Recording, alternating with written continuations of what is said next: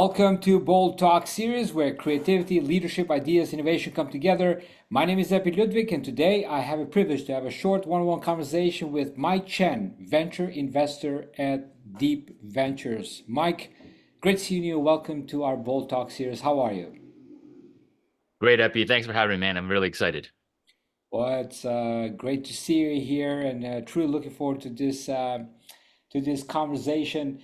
I haven't had a chance to do this short format with anyone in your area of investment. So, first thing first, tell us about what motivated you to join the Deep Ventures and what type of investment Deep Venture does. Yeah, it's been a long, winding road for me in terms of my career, but most recently I've been leading marketing teams in crypto. Before that, I was an entrepreneur myself. I founded three tech startups that didn't quite go as far as I would like them, but kind of that combination led me to be have a high level interest in the investing side in crypto. And it's crypto has just been it's just such a different industry in many ways. In terms of it's really changing everything. It's changing how people live, how business is done, how companies are built. And the investing side is very different as well, and the operating side is very different. And just a lot of the things that enamored me about operating both inside and outside of crypto led me to wanting to invest inside of crypto particularly. That's how I got started. And my partner Sherman, he had founded DeepVentures a couple of years before I joined on, and it's been a fun ride since then. And It's just amazing to see all the just innovative products being built and all the business models being rethought and changed, and it's been a wild ride. Nice. Now, Mike, I like the way how you put it, like decentralization, data will change the world. I'm 100% with you. I think decentralization is very, very important. And one thing that I truly have an issue that data today is becoming more and more centralized. In your investments, what you've seen out there in terms of more like decentralized platforms that are enabling obviously the buying experience with the crypto, but also at the same time enabling for making the data more decentralized. Yeah, if you kind of look at, right now the whole AI is super hot, right? And AI really lives on data. And you see that there are only a handful of companies uh, that have the access to this data to be able to train their models, as well as the compute power that is dedicated to analyzing all this data and to train the models with this data, right? So you look at OpenAI, Google, Microsoft, Facebook, right? There's just a handful of companies that can really do this at scale. And there's a couple of issues with that, right? That's obviously putting a lot of power in their hands, and we've seen over the past few years with privacy issues and just the monopoly that they have on overall on business and now with data and AI. So really, we have to kind of solve that problem by decentralization because we do not want these small number of companies to really determine the future of our world really across so many different aspects. I think there's ways that we can do this, right? Is the decentralization of data acquisition. Looking at ways to access data and truly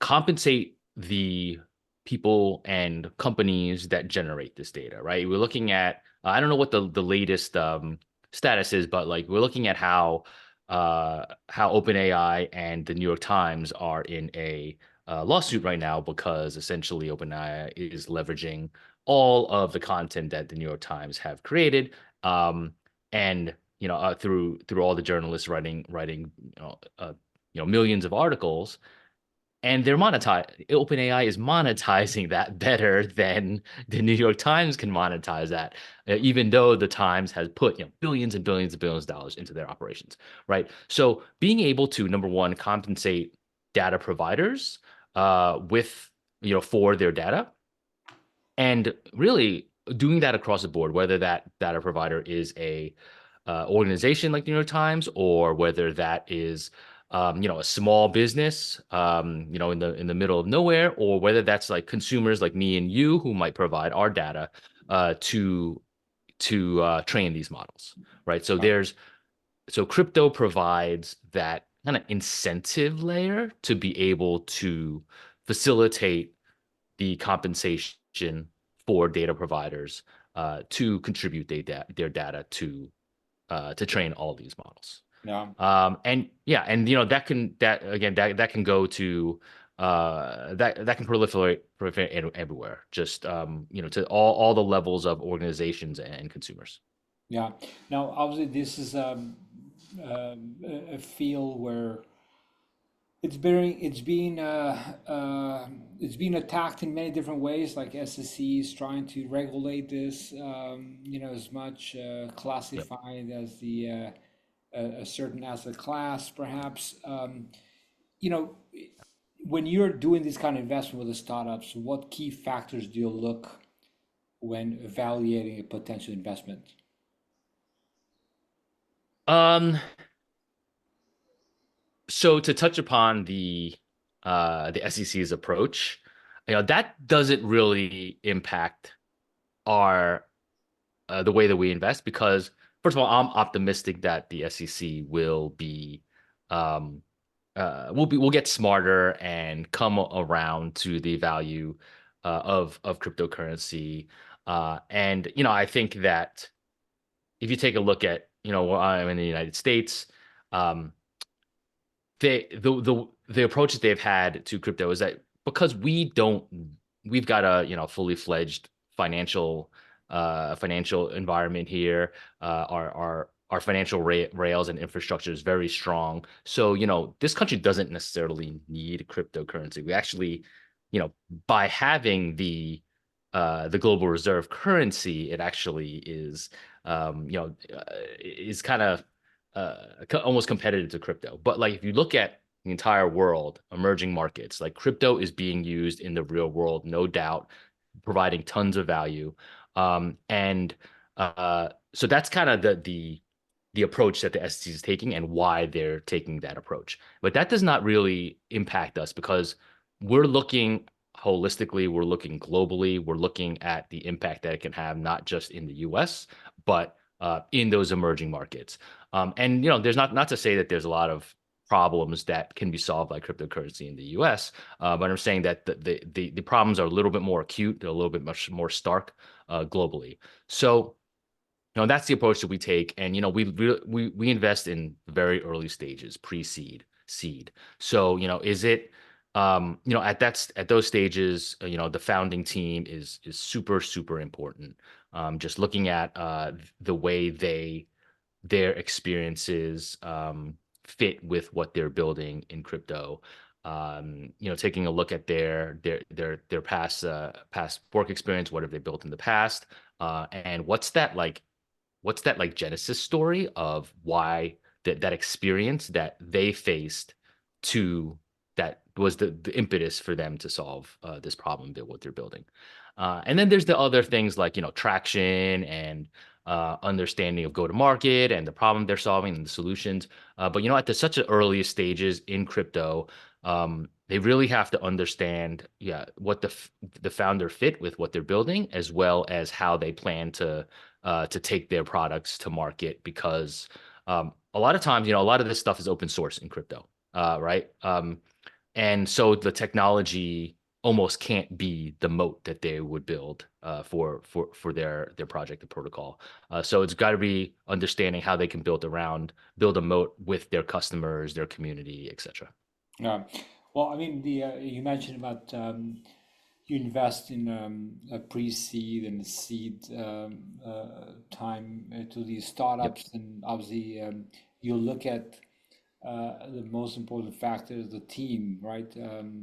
Because it's the team was going to make this a reality manifestation of what this idea will be. Now, how do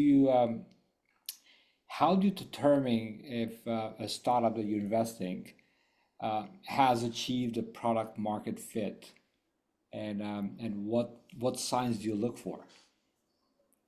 That is I think the initial definition of product market fit is a very difficult thing to really pin down, right? If it's like there's obvious signs, right? Like if your revenue is growing like crazy, users growing like crazy, but I think there's definitely signs where you might be onto something that's really even earlier than, crazy revenue and user growth.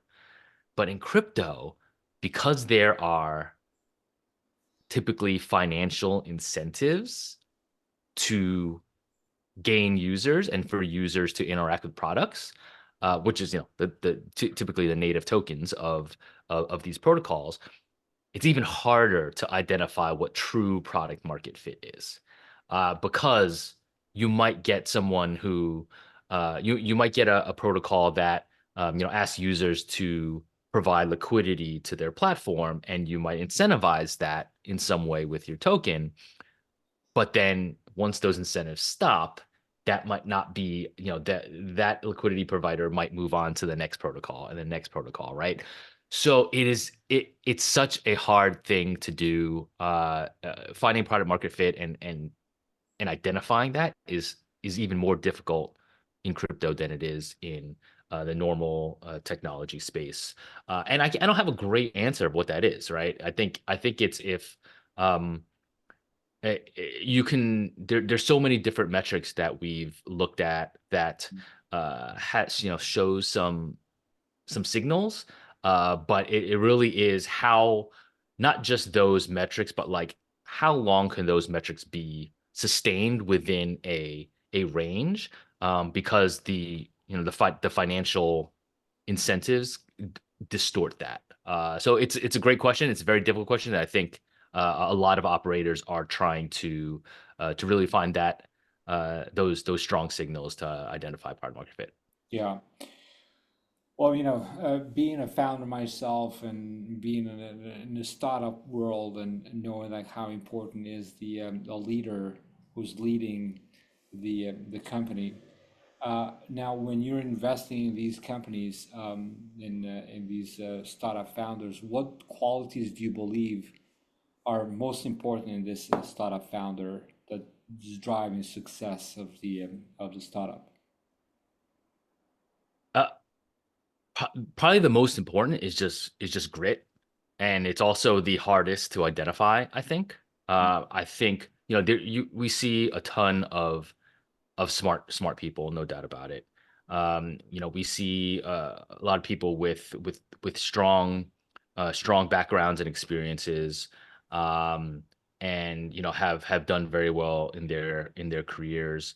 But if you just keep at something, it's despite all the hurdles that are thrown at you, it that that's really, if you combine that grit with some kind of ability to understand your space and kind of be able to iterate on everything you're doing and learn from that, like that is the absolute number one characteristic of successful founders. And how do you identify that? Again, it's kind of like part of market fit, where it's like there's no Yeah. formula to identify that. Um, there's, I think it is a combination of like that founder story, understanding what the impetus was of building this product and pursuing to solve this problem. A little bit of take a dash of that past experience and how how much success they've had in the past. Mix in a little bit of just how people who the founders worked with in the past and how they view their grit. But yeah, I mean, I think that's the number one characteristic of strong founders and successful founders is how they're able to work through all the problems and overcome hurdles. Nice. Um, so, Mike, obviously, when you look at the trends, crypto market's been around for how many years? Probably good, what, 10 years, something 15, like that? 15 years now. Yeah. 15 years now. So we've Yep. seen lots of newcomers in the whole market. Now, in terms of the trends, like what emerging trends in the market are you currently mostly excited about for in your area for investment opportunities? I think I touched upon one of them is crypto and AI. That intersection. I think there are so many compelling products that can come out of that, and just a lot of them that haven't even been thought of now. So the way we categorize crypto and AI is kind of bucket them into two main categories. One is is AI helping crypto. So crypto has on the blockchain, there's tons of openly available data, and the AI is great at taking in all of this data, analyzing, gleaning insights from it. So, if you look at things like, treasury management or trading bots or even like smart contract code generation, or and on the flip side, smart contract auditing, all of those can be facilitated through AI models analyzing all of the openly available data that's in blockchain. And but in the flip side, so I think that like that AI helping crypto is can be seen pretty. Uh, I think the adoption of that can be relatively quick because a lot of a lot of the models are open source. They can be tuned, and all of that crypto data, blockchain data is already openly available. So I think, and there's not really a need for network effects there. Um, but then we've got the other side where crypto helps AI. We talked a little bit about this decentralization of data, decentralization of compute power, AI model marketplaces that are facilitated by crypto transactions. All of that is where crypto can help AI. And I think that will take longer to get adoption, but I think also that will have kind of a much larger impact because of all the centralization problems that we're seeing for AI right now.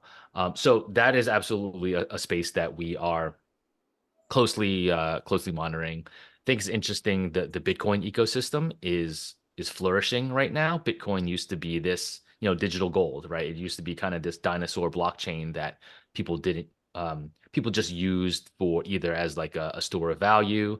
Some people used it for transactions, but not too many. Now people are building on Bitcoin.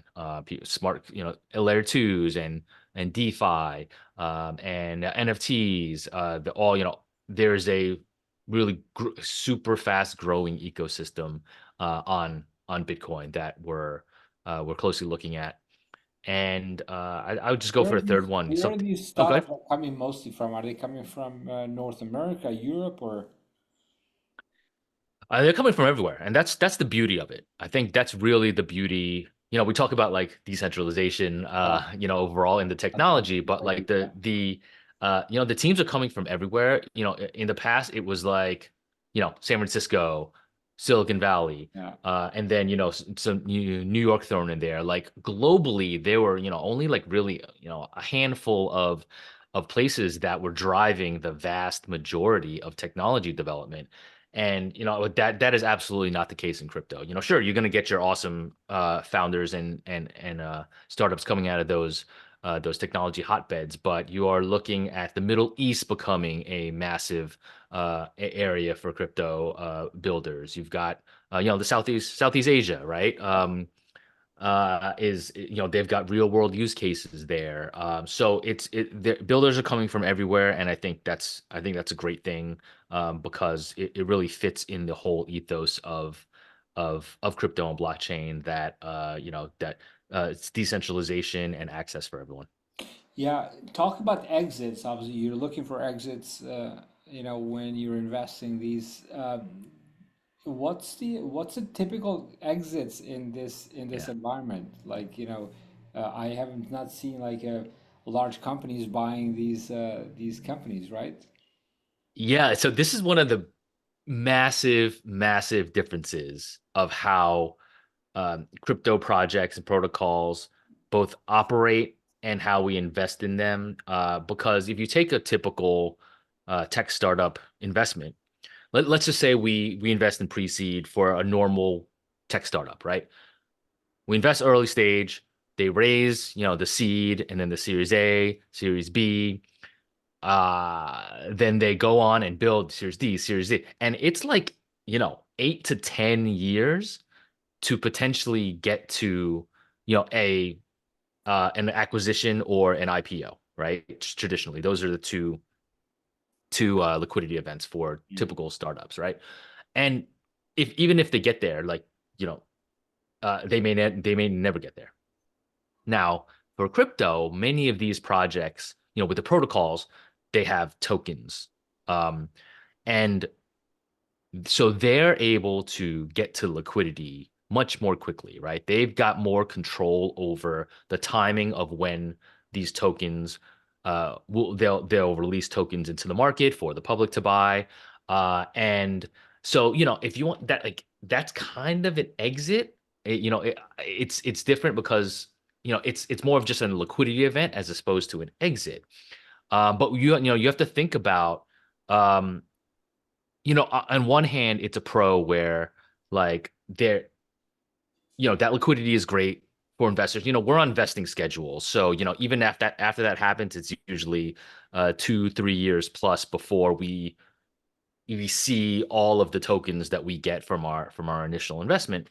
Mm. So that's nice. It's nice to have that liquidity, but then, I think that just adds a lot of complexity in terms of managing that liquidity on the investor side. It also adds like an infinite amount of um, complexity on the operator side, because it is hard enough to build a company in Web 2, right? Where you're just dealing with equity. You're dealing with equity, and then you're dealing, obviously product marketing and all that, and all those operations. But like now you got to, in Web 3, in crypto, you got to think about tokenomics. You got to think about how your community will react to, and how they will behave, given that they're, partial owners when they own the token. Um, and then you've got to think about, the finance and economics all around that. So it's such a different way to both operate and invest. So like that's not necessarily, to your question, it's not really necessarily an exit, but it's like an liquidity event that comes earlier, and you just got to deal with it in a different way. Yeah, yeah, yeah. Love to take this conversation further, but these are short format bold talks that we do this here at Bold Absolutely. Woods.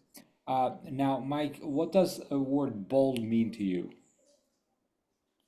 I think that this is the stuff that we invest in, like the early stage crypto and blockchain protocols. Like, in order to get a, in order to have a real impact on this world, and for us, in order to get the multiples that we, like to see as early stage investors, like, you have to be bold. You have to build something like audacious, something that has real impact on a real problem and solves it in a unique way.